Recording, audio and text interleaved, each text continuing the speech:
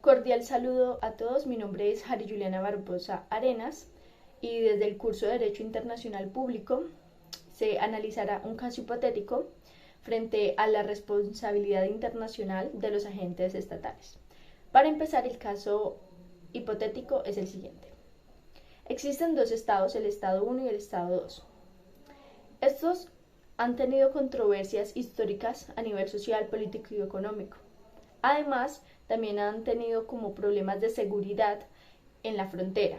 Esto ha ocasionado que los grupos militares a nivel estatal actúen con el uso de las armas en la frontera para mantener el orden público y la seguridad. Pero esto específicamente desde el estado 1 al estado 2 ha ocasionado que existan vulneraciones masivas de derechos humanos para las comunidades que viven alrededor de la frontera y también para las empresas que allí se encuentran. Además de que existe población de niños, mujeres y personas mayores.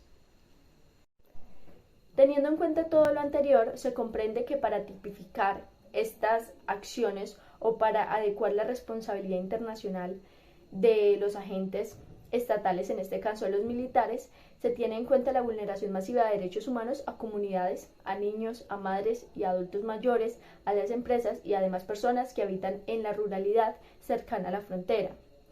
Esto puede tipificarse en el Estatuto de Roma de la Corte Penal Internacional del año 2002, específicamente en el numeral 3 del artículo 3, en donde nombra que, abro comillas, el hecho de causar deliberadamente grandes sufrimientos o de atentar gravemente contra la integridad física o la salud, cierro comillas.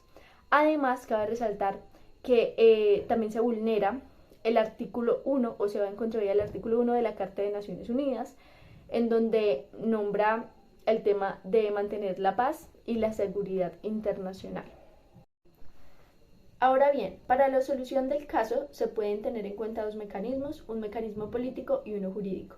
El mecanismo político puede ser la mediación internacional, en donde los dos estados de forma pacífica solucionen sus conflictos, teniendo en cuenta los intereses de la seguridad de la frontera, el cese al fuego y la delimitación del uso de las armas en poblaciones en donde exista comunidad vulnerable. Además, incluso donde existan algún tipo de comunidad o las empresas. Es importante entonces establecer la no vulneración de los derechos humanos, en este caso, para mantener la seguridad de la frontera, siguiendo con los ideales de la Carta de las Naciones Unidas de 1945, en donde se menciona la resolución de conflictos de forma pacífica y el mantenimiento de la paz. Por otra parte, se cuenta con el mecanismo jurídico, en donde el Estado 2 podrá demandar ante la Corte Internacional de Justicia al Estado 1, argumentando y presentando las respectivas pruebas de posibles muertos, de heridos que han resultado de esos ataques militares por parte del Estado 1, en donde se especifique la vulneración de derechos humanos a las comunidades y a las empresas que se encuentran en la ruralidad o cerca de la frontera.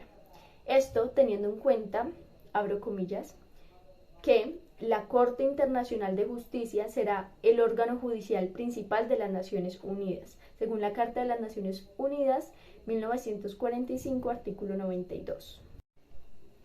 Para concluir, se comprende que la responsabilidad internacional de los agentes estatales surge cuando se incumple una norma de carácter internacional, como en este caso, con la vulneración masiva de derechos por parte de los militares como agentes estatales.